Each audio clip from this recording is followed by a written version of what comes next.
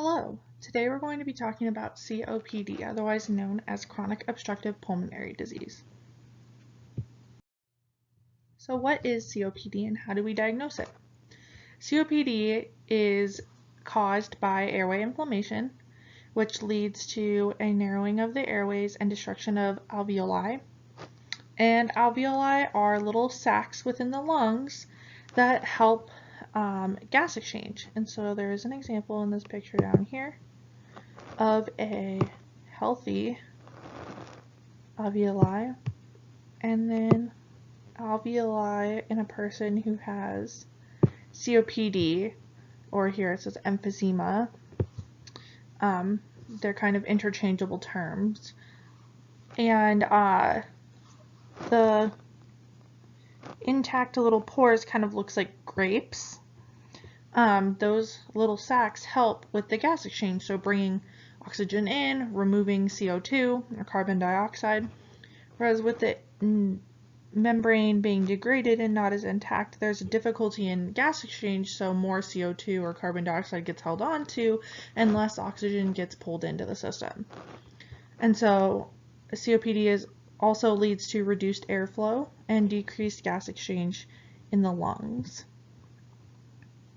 And then another little point here is that airway inflammation, which narrows the airways, so those are called bronchi. And so there's a picture here of healthy bronchi, and you can see it's very open. There's not many secretions or fluid mucus in there, whereas someone with COPD, their bronchi are a little bit more restricted, and so it's not quite as open, there's not as much air that can pass through, there's some more secretion, so that thick mucus in there you can see, so not as much air will be able to travel through. And how is COPD diagnosed? Well, it's diagnosed in a variety of ways. Chest x-rays to look at the lungs and the lung spaces, CT scans. Both of these imaging studies, a chest x-ray and a CT scan, can also help to rule out other lung diseases or cardiac diseases that can cause shortness of breath. For example, heart failure, lung cancer, stuff like that. Pulmonary function tests.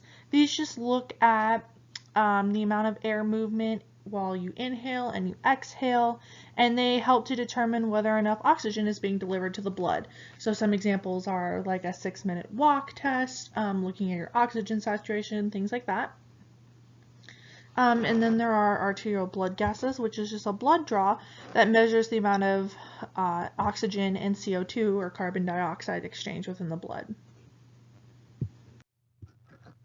So some modifiable risk factors and causes of COPD. Some modifiable risk factors include smoking or exposure to tobacco smoke, so secondhand smoke, things like that. Exposure to fumes, burning fuel, for example, when cooking, or heating in poorly ventilated homes. Some other causes include, or risk factors include asthma, or like a history of asthma, genetics, so family members with a history of COPD, or like occupational exposure, jobs that require exposure to dust or certain chemicals.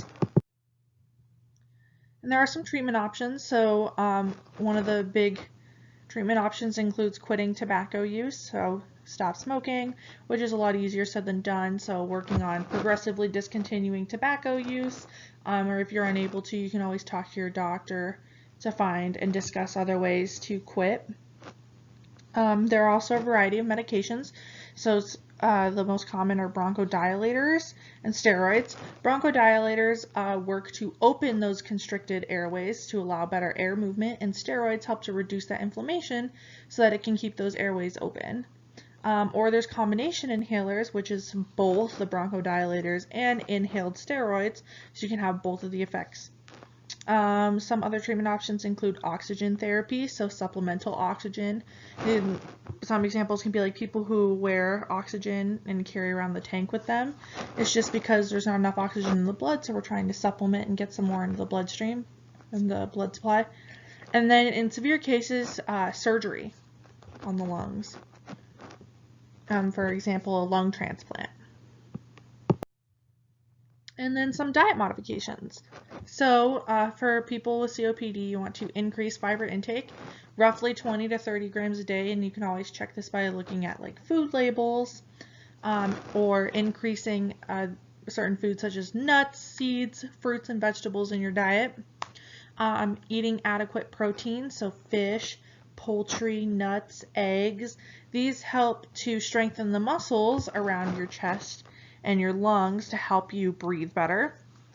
Sticking to mono and polyunsaturated fats, which might be a little hard to distinguish. Basically, they are fats that are liquid at room temperature. So for example, canola oil, safflower oil, corn oils, instead of fats that are solid at room temperature, such as butter or lard.